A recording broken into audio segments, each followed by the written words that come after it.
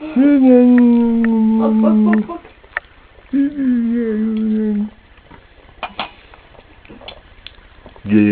Gel. Elif gel. Telefon. Abi ben aşağıdayım, gelsene abi.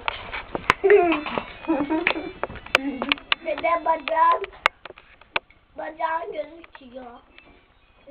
Gösterirsin. Aferin aferin hadi bakalım. Dede bacağın gözüküyor diyorum. Versene şöyle al bir sen.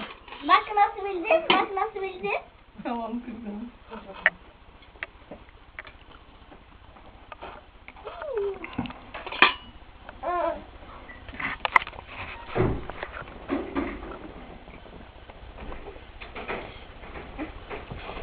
Bak anne, ablam nasıl bilmiş.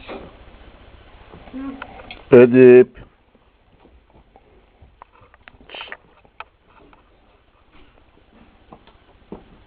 Kızım çaylar var. Benim dökülür. Siz gitmeyin.